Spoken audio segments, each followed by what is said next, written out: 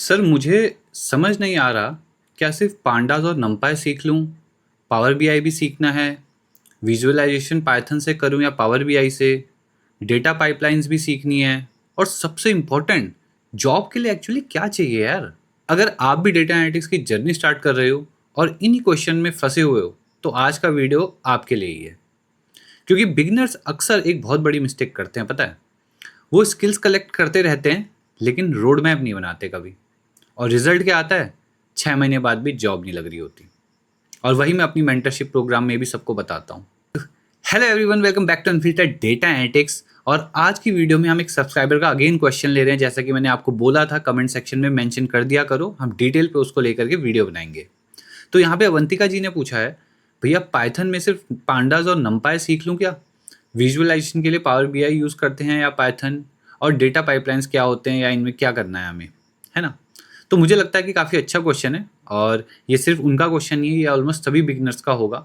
तो मैं आज आपको इस वीडियो में बताऊंगा कि क्या सीखना है, किस ऑर्डर में सीखना है, हर स्किल का प्रैक्टिकल यूज़ क्या है और कंपनीज एक्चुअली फ्रेशर से क्या एक्सपेक्ट करती है। तो वीडियो में बनी रहना, लास्ट तक देखना, तभी जाकर के क्लियर नॉलेज मिलेगी। हाफ नॉलेज हमेशा डेंजरस होती है। तो सबसे पहले मैं पहले पॉइंट पे आना चाहूँगा। ये समझते हैं कि डेटा एनालिस्ट कर क्या रहा है। एक डेटा एनालिस्ट का काम होता है डेटा को कलेक्ट करना, उसको क्लीन करना, एनालाइज करना और फिर इंसाइट्स निकालना। और फिर आगे जाकर के बिजनेस रिपोर्ट भी देना होता है ऑब्वियसली। अब मान लो आप अमेजोन में डेटा एनालिस्ट हो, ठीक है? एक बहुत बड़ी जायंट कंपनी है। मैनेजर ने पूछा आपसे, हाँ भाई, लास्ट मंथ किस सिटी से सबसे ज़्यादा ऑर्डर्स आए, कौन सी कैटेगरी सबसे ज़्यादा प्रॉफिट दे रही है और सेल्स गिर क्यों रही है भाई कहीं कुछ जगहों पे। अब आपका काम इन क्वेश्चंस के आंसर निकालना है ना? आपका काम सॉफ्टवेयर इंजीनियर बनना बिल्कुल नहीं है इन क्वेश्चंस के लिए। तो आपका काम बिजनेस प्रॉब्लम सॉल्व करना फिर भी है इनके लिए। और इसीलिए रोड मैप भी उसी हिसाब से होना चाहिए कि आप भटक ना जाओ। अब बात करते हैं सेकंड पॉइंट की। मुझे पता है एक्सेल बोरिंग लगता है ना, बहुत ज़्यादा। सबको लगता है पाइथन ही फ्यूचर है। लेकिन रियलिटी ये है कि आज भी बहुत सारी कंपनीज ना यार एक्सेल यूज़ कर रही है। जैसे अगर मैं प्रैक्टिकल एग्जांपल से आपको समझाना चाहूँ, तो आप इसको ऐसे समझो। मान लो आपके पास 5,000 स्टूडेंट्स का रिजल्ट डेटा है और प्रिंसिपल ने पूछा कितने स्टूडेंट्स फेल हुए, कौन सी क्लास का एवरेज स्कोर सबसे कम है, टॉप 10 परफॉर्मर कौन है। अब इन सवालों का जवाब देने अब एक्सेल में पिवट टेबल्स, फिल्टर्स और एक्स लूप करके आप आराम से मिनटों में आंसर निकाल सकते हो जो उन्होंने पूछे सवाल। तो इसलिए एक्सेल फाउंडेशन इग्नोर मत करना। बात करूं एसक्यूएल की, तो वो तो किंग है भाई। अगर मुझे सिर्फ एक स्किल चूज करनी भी हो ना यार डेटा एनालिटिक्स के लिए, तो सच में मैं सिर्फ एसक्यूएल चूज करूंगा। क्योंकि डेटा डेटा बेसिस में होता है और डेटा निकालने के लिए एसक्यूएल ही चाहिए। अब प्रैक्टिकल एग्जांपल से समझो। मान लो मैनेजर पूछ ले कभी, लास्ट मंथ दिल्ली से कितने ऑर्डर्स आए और रेवेन्यू कितना था। अब डेटा डेटाबेस में स्टोर्ड है तो हमको पता है। अब एसक्यूएल की हेल्प से आप सेकंड्स में आंसर निकाल सकते हो। सिंपल लैंग्वेज में अगर देखा जाए तो एसक्यूएल डेटा से क्वेश्चंस पूछने की लैंग्वेज है। और बहुत सारे इंटरव्यूज एसक्यूएल हैवी होते हैं, ये भी आप याद रखना। बात करते हैं फोर्थ पॉइंट पे कि पाइथन का क्या करना है अब।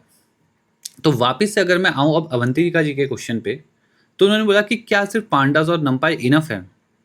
तो आंसर ये है कि यार देखो, लगभग कह सकते हो, है ना? बिगिनर्स के लिए कह सकते हो, बात सही है। लेकिन पाइथन बेसिक्स भी आना चाहिए।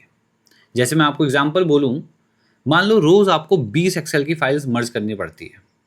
तो अगर ये काम अगर आप मैनुअली करने लग जाओगे तो कम से कम आधा घंटा तो जाएगा आपका। बट अगर पाइथन आएगी तो 5 सेकंडों में हो जाएगा। तो जो रिपीटेटिव काम आदमी करेगा 30 मिनट में, पाइथन वही काम कुछ सेकंड में करके आपको दे रहा होगा।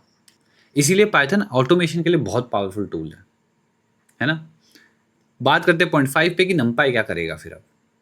अब देखो, नंपाई को सिंपल लैंग्वेज में पाइथन का कैलकुलेटर इंजन समझा जाता है, ठीक है? जैसे कि मान लो आपके पास 10 लाख कस्टमर ट्रांजैक्शन हुए हैं, ठीक है? आपके पास पड़े हुए हैं। हर ट्रांजैक्शन पर जीएसटी कैलकुलेट करना है। अब एक एक रो मैन्युअली प्रोसेस करना लगभग इम्पॉसिबल है ये। पर नंपाई लाखों कैलकुलेशन को बहुत फास्ट परफॉर्म कर सकता है। इसी वजह से नंपाई लार्ज स्केल न्यूमेरिकल प्रोसेसिंग के लिए यूज होता है, ठीक है? तो हमको इंपॉर्टेंस पता होनी चाहिए टूल की। नेक्स्ट पॉइंट, पांडास क्या करता है अगर देखें तो रियलिटी ये है कि डेटा एनालिस्ट का काफ़ी टाइम डेटा क्लीनिंग में जाता है। जैसे मान लो आपके पास कस्टमर डेटा है, कुछ रोज में नेम्स मिसिंग है, कुछ रोज़ में एज मिसिंग है, कुछ तो रिकॉर्डेड डुप्लीकेट हैं। अब एकदम से मैनेजर ने कर दिया मेल, जिसके लिए मैनेजर वो बना हुआ है। उसने कहा भैया कल सुबह रिपोर्ट चाहिए मुझे मेरी टेबल पे। तो अब पांडाज आपको डेटा क्लीन करने में, फिल्टर करने में, एनालाइज करने में हेल्प करेगा। इसीलिए आप वो डेडलाइन को मीट कर पाओगे। इसीलिए पांडा डेटा एनालिटिक्स की सबसे इंपॉर्टेंट लाइब्रेरी में से एक है। बात करते हैं विजुअलाइजेशन के बारे में। इस पॉइंट नंबर 7 में एक बहुत नॉर्मल सा कंफ्यूजन सबको रहता है, विजुअलाइजेशन पाइथन या पावर बीआई। तो मैं तो आंसर ये देता हूँ कि दोनों, लेकिन सीक्वेंस बहुत ज़रूरी है। पाइथन में मैटप्लॉटलिब और सीबॉर्न सीख लो। जैसे कि आपने एनालिसिस कर लिया, अब मैनेजर को दिखाना है। अगर आप सिर्फ नंबर दिखाओगे ना तो समझने में टाइम लग जाएगा, लेकिन अगर सेल्स ट्रेंड का लाइन चार्ट दिखा दोगे तो 5 सेकंड में पूरी कहानी समझ आ जाएगी। तो इसीलिए विजुअलाइजेशन करना बहुत ज़रूरी है, बहुत ज़्यादा। अब पावर बीआई क्यों सीखें फिर? क्योंकि पावर बीआई रिपोर्टिंग और डैशबोर्ड के लिए यूज़ होता है। जैसे सीईओ मान लो रोज़ पूछेगा रेवेन्यू कितना है, टारगेट कितना अचीव हुआ, बेस्ट परफॉर्मिंग सिटी कौन सी है। अब आप रोज़ रिपोर्ट भेजने के बजाय एक पावर बीआई डैशबोर्ड बना दो, सीईओ खुद डैशबोर्ड ओपन करके सब देख लेगा। इसीलिए पावर बीआई इंडस्ट्री में इतना पॉपुलर चल रहा है। ठीक है, अब बात करते हैं, मैं आपको एक एग्जांपल देना चाहता हूँ। मान लो 2 स्टूडेंट्स हैं, ठीक है। एक स्टूडेंट है, स्टूडेंट ए कह लो उसे, Python, machine learning, deep learning, AI, data engineering, cloud सब कुछ सीख रखा है उसने, ठीक है। और वहीं पे स्टूडेंट बी है जिसने Excel, SQL, Pandas, Power BI और 3 स्ट्रॉन्ग प्रोजेक्ट्स किए हैं। सिर्फ इतना ही। 6 महीने बाद इंटरव्यू किसको मिलेगा आपके हिसाब से? मोस्ट लाइकली बी को, क्योंकि कंपनीज स्पेशलिस्ट नहीं, जॉब रेडी कैंडिडेट्स हायर करती है। समझ रहे हो? ये है गेम। अब आते हैं हम सबसे इंपॉर्टेंट क्वेश्चन पे, डेटा पाइपलाइंस। पहले मैं आपको एक सिनेरियो देता हूँ। देखो, कस्टमर अमेजोन पर ऑर्डर करता है ना। डेटा वेबसाइट से डेटाबेस में जाता है, फिर क्लीन होता है, फिर वेयर हाउस में स्टोर होता है, फिर डैशबोर्ड तक पहुँचता है।